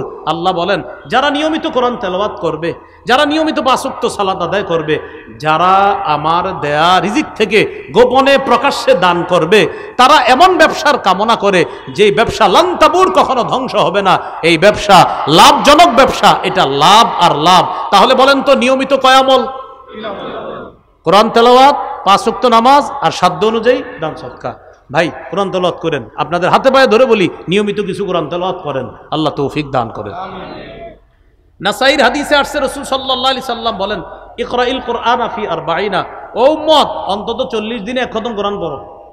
কয় দিনে? সাহাবায়ে কেরাম 3 দিনে পড়তেন, 7 দিনে পড়তেন, কেউ 30 দিনে। 30 দিনে যদি এক খতম পড়েন তাহলে প্রতিদিন 1 পারা, আর যদি 7 দিনে পড়েন 7 মঞ্জিলে পড়তে পারেন। প্রথম দিন পড়বেন সূরা মাইদা পর্যন্ত, দ্বিতীয় দিন সূরা ইউনুস পর্যন্ত, তৃতীয় দিন পড়বেন সূরা বনি ইসরাইল পর্যন্ত, এরপরে চতুর্থ দিন পড়বেন সূরা শুআরা পর্যন্ত, এরপরে পঞ্চম দিন পড়বেন সূরা ওয়াস-সাফফাত পর্যন্ত, ষষ্ঠ দিন সূরা কফ পর্যন্ত, সপ্তম দিন সূরা নাস পর্যন্ত। এ হলো 7 মঞ্জিলে 1 খতম। এটা মনে রাখার একটা সুন্দর সুরত আছে, ফামি বিশাউকিন, ফামি বিশাউকিন। এটা মনে রাখলে এটা সহজে মনে রাখবে। ফা মিম ইয়া বা শিন ওয়াও কফ, ফামি বিশাউকিন। ফা মানে সূরা ফাতিহা, এই সূরা ফাতিহা এটা ফা দ্বারা উদ্দেশ্য সূরা ফাতিহা, এরপরে মিম, ফামি, মিম দ্বারা সূরা মাইদা, এরপরে ইয়া দ্বারা সূরা ইউনুস, এরপরে বা দ্বারা সূরা বনি ইসরাইল, এরপরে শিন দ্বারা সূরা শুআরা, এরপরে ওয়াও দ্বারা ওয়াস-সাফফাত, এরপরে হলো আপনার কফ দ্বারা সূরা কফ, আর কফ থেকে তো শেষ পর্যন্ত সূরা নাস। এই 7 দিনে 1 খতম কোরআন পড়া, এটা 7 মঞ্জিল। যদি 3 পারা করে পড়েন তাহলে 10 দিনে 1 খতম, 1 পারা করে পড়লে 30 দিনে 1 খতম। আর নবীজি বলছেন, উম্মত এটা না পারলেও 40 দিনে 1 খতম কোরআন পড়ো। আল্লাহ আমাদেরকে প্রতিনিয়ত কোরআন তেলাওয়াতের গুরুত্ব খুব বেশি পরিমাণে দেওয়ার তৌফিক দান করেন। তাহলে মৌখিক ইবাদত কোরআন তেলাওয়াত করা, তিলাওয়াতুল কোরআন, কোরআন তেলাওয়াত। রাসূলুল্লাহ সাল্লাল্লাহু আলাইহি সাল্লাম বলেন, ইন্না লিল্লাহি আহলিনা মিনান নাস, আল্লাহর কিছু পরিবারের লোক আছে, মানুষের মধ্যে কিছু মানুষ আছে যারা আল্লাহর পরিবারভুক্ত। সাহাবীরা বললেন, হুজুর আল্লাহর আবার পরিবার আছে নাকি? নবীজি বললেন আহলুল কোরআন হুম আহলুল্লাহি ওয়া খাসাতুহু, যারা নিয়মিত কোরআন পড়ে, কোরআন পড়ায়, তারা আল্লাহর পরিবারভুক্ত এবং আল্লাহর বিশেষ শ্রেণীর অন্তর্ভুক্ত হয়ে যায়। তাহলে হাফেজ সাহেব যারা পড়ায় তাদের কি পরিমাণ মর্যাদা! সুবহানাল্লাহ। আল্লাহ আমাদেরকে এই সৌভাগ্যবান হওয়ার তৌফিক দান করেন। তাহলে মৌখিক ইবাদত তিলাওয়াতুল কোরআন। মৌখিক আরেকটা ইবাদত জিক্রুল্লাহ, আল্লাহর জিকির করা। সুবহানাল্লাহ, আলহামদুলিল্লাহ, লা ইলাহা ইল্লাল্লাহ, আল্লাহু আকবার। এই চারটি বাক্য আল্লাহর কাছে সবচেয়ে পছন্দনীয়। এই চারটির মধ্যে সবচেয়ে শ্রেষ্ঠ বাক্য হলো আফজালুয যিকরি লা ইলাহা ইল্লাল্লাহ। আল্লাহর কাছে সবচেয়ে ফজিলতপূর্ণ জিকির হলো লা ইলাহা ইল্লাল্লাহ। এই জিকিরটা করা। তিরমিজির হাদিস 3592 নম্বর হাদিস, রাসূলুল্লাহ সাল্লাল্লাহু আলাইহি সাল্লাম বলেন, মা ক্বালা আবদুন ক্বাত্তু লা ইলাহা ইল্লাল্লাহ খালিসাম মিন কলবি, কোন ব্যক্তি যদি একবার লা ইলাহা ইল্লাল্লাহ ইখলাসের সাথে পড়ে, ইল্লা ফুতিহাত লাহু আবওয়াবুস সামাই হাত্তা তুফজিয়া ইলাল আরশ, আসমানের সবগুলা দরজা খুলে দেওয়া হয়, তার লা ইলাহা ইল্লাল্লাহ যেন আরশ পর্যন্ত পৌঁছে যায়। তাহলে চারটি বাক্য সবচেয়ে পছন্দের, সুবহানাল্লাহ, আলহামদুলিল্লাহ, লা ইলাহা ইল্লাল্লাহ, আল্লাহু আকবার। এই চারটার মধ্যে শ্রেষ্ঠ হলো লা ইলাহা ইল্লাল্লাহ। প্রিয় মুসলমান ভাইয়েরা, সামনে এমন একটা সময় আসবে আমাদের দেশে, যেই সময় অনেক মানুষ চা দোকানদের সামনে রাত 1টা-2টা পর্যন্ত শুধু শুধু বসে থাকবে। আপনারা এই বসে যাওয়ার মধ্যে যাবেন না, অনর্থক কথাগুলোর মধ্যে যাবেন না। মুমিনদের একটা সিফাত, রহমানের বান্দাদের একটা সিফাত হলো ওয়াইদা মাররু বিল লাগবি কিরামা। মুমিনের বান্দা, আল্লাহর নির্বাচিত মুমিন বান্দা যারা, তাদের অনেকগুলা বৈশিষ্ট্যের মধ্যে একটা হলো মাররু বিল লাগবি কিরামা। অনর্থক কোনো মজলিসের পাশ দিয়ে যখন যায়, তখন তারা ভদ্রতার সাথে এই মজলিস পাশ কাটায়া তারা চলে যায়, সেখানে তারা বসে না। কিছুদিন পরে দেখবেন ছোট্ট ছোট্ট ঘরের মতো বানায়া অনেক মানুষ রাত 1টা-2টা পর্যন্ত অনর্থক কথাবার্তার মধ্যে লিপ্ত থাকবে। চা দোকানের সামনে বৈশা এমন এমন কথা বলবে, ওর কথায় মনে হবে এশিয়া মহাদেশ সে চালানোর যোগ্য। দেখবেন অনেক মানুষ বৈশা বলবে, হুজুর একটু কথা আছে আপনার সাথে। কি এইভাবে যদি হয় তাহলে কেমন হয়? মানে হের কথায় মনে হয় পুরো এশিয়া মহাদেশের দায়িত্ব হেরে দেওয়া উচিত ছিল, কিন্তু বৈশা রয়েছে পলাশবাড়ি টং দোকানের সামনে। তার কথাবার্তা কি এরকম যে না। আবার কিছু মানুষের কথাবার্তা এমন যে না, সে পুরা অর্ধজাহান পরিচালনার যোগ্যতা রাখে, কারণ তার চোখে পুরা দুনিয়ার সব সিস্টেম ভুল। অমুকে ভুল, অমুকে ভুল, ও এইভাবে করলে কাজটা ঠিক ছিল, ওইভাবে করলে, এরপরে আরো যা আছে ইত্যাদি করতে থাকবে। মানে ও সারা যা আছে সব ভুল। এগুলো আপনারে বুঝাবে। আমি বুঝাইতে চাইলাম, অনর্থক গাল গল্পে আপনি বসেন না, আপনি আড্ডাবাজিতে যান না। সময়গুলা কাজে লাগান, সময়গুলা কাজে লাগান। আল্লাহ তৌফিক দান করেন। তাহলে একটা হলো তিলাওয়াতুল কোরআন, মুখের ইবাদত। আরেকটা হলো জিক্রুল্লাহ, মুখের ইবাদত। আরেকটা আছে মৌখিক ইবাদত, যেটা একটু আগে আমি কলবের ইবাদতে বলছি। বলেন তো কি? লা ইলাহা ইল্লাল্লাহ। এটা মুখে স্বীকার করা, মুখের ইবাদত, আর অন্তরে বিশ্বাস করা, অন্তরের ইবাদত। যেটা আগে বলছি, মুখে স্বীকার করা, এটা মৌখিক একটা শ্রেষ্ঠ ইবাদত, লা ইলাহা ইল্লাল্লাহ। মৌখিক আরেকটা ইবাদত আছে সত্য কথা বলা। এশার নামাজের আগে কে যেন এই বিষয় নিয়ে আলোচনা করতেছিলেন, যিনি আলোচনা করতেছিলেন তিনি এই আলোচনার মধ্যে এটাও বলছে সত্য কথা বলা। বাকি আগে পরে তিনি কি আলোচনা করতে জানি না, ওই সত্য কথা বলা এই কথাটা আমি গেটে ঢুকার সময় শুনছি। আলহামদুলিল্লাহ, আচ্ছা যাই হোক, মানে এতটুকু আমি শুনছি।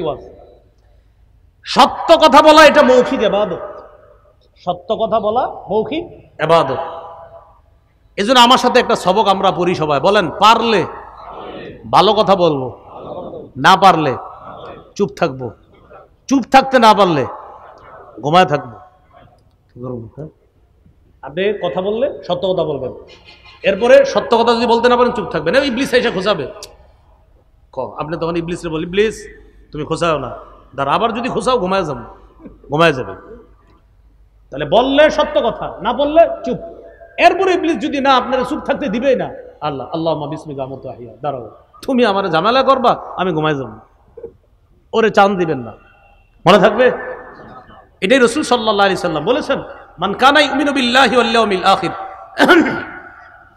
যে ব্যক্তি আল্লাহকে বিশ্বাস করে, যে ব্যক্তি আখিরাতকে বিশ্বাস করে, এই ব্যক্তি তার কথা, তার আঘাত তার কথার মাধ্যমে তার হাতের মাধ্যমে কোনো মুমিনকে যেন কষ্ট না দেয়, ফালা ইউজি জারা, প্রতিবেশীকে যেন কষ্ট না দেয়, এমন কথা মুখ দিয়ে না বলা যে প্রতিবেশী কষ্ট পায়, হাত দিয়ে প্রতিবেশীকে কষ্ট না দেওয়া। এরপর রাসূল সাল্লাল্লাহু আলাইহি সাল্লাম বলেছেন ফালইয়াকুল খায়রা, সে যেন বললে ভালো কথা বলে, আউ লিয়াসমুদ, অথবা সে যেন চুপ থাকে। তা আমি বললাম আপনি যদি চুপ থাকেন, নবীজি সাল্লাল্লাহু আলাইহি সাল্লাম বলেন মান সামাতা নাজা, যে চুপ থাকলো সে মুক্তি পেয়ে গেল। কিন্তু ইবলিস আপনাকে চুপ থাকতে দিচ্ছে না, তখন কি করবেন? আল্লাহুম্মা বিসমিকা আমুতু।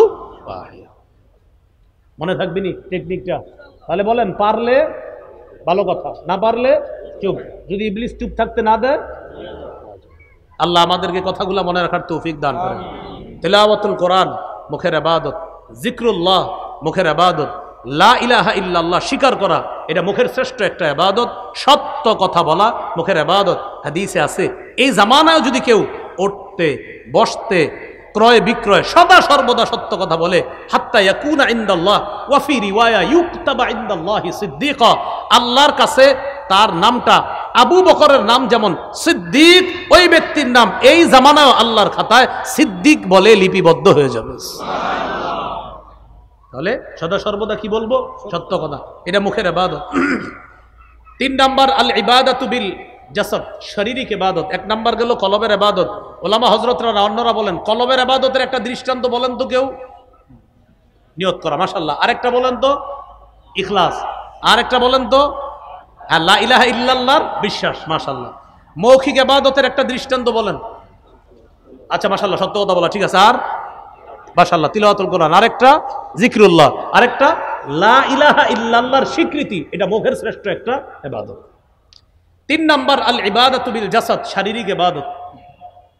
শারীরিক ইবাদত কি? মাশাআল্লাহ একটু আগে আমরা যেটা করছি আসসালাহ, নামাজ পড়া, এটা শারীরিক ইবাদতের মধ্যে শ্রেষ্ঠ একটা ইবাদত, নামাজ পড়া। রাসূলুল্লাহ সাল্লাল্লাহু আলাইহি সাল্লাম বলেন তোমাদের কারো বাড়ির সামনে একটা পুকুর আছে, পুকুরে দৈনিক কেউ যদি 5 বার গোসল করে তার শরীরে যেমন কোনো ময়লা থাকবে না, তোমাদের কেউ যদি দৈনিক 5 ওয়াক্ত নামাজ পড়ে আল্লাহ তার বাহ্যিক আভ্যন্তরীণ গুনাহগুলা ধুয়ে মুছে সাফ করে দেবে। এই জন্য আমার সাথে একটা কথা আমরা সবাই বলি, বলেন হাজারো ব্যস্ততার মাঝে একটি কাজ সর্বাধিক গুরুত্ব দিব, নামাজ। আবার হাজারো ব্যস্ততার মাঝে একটি কাজ সর্বাধিক গুরুত্ব দিব, নামাজ।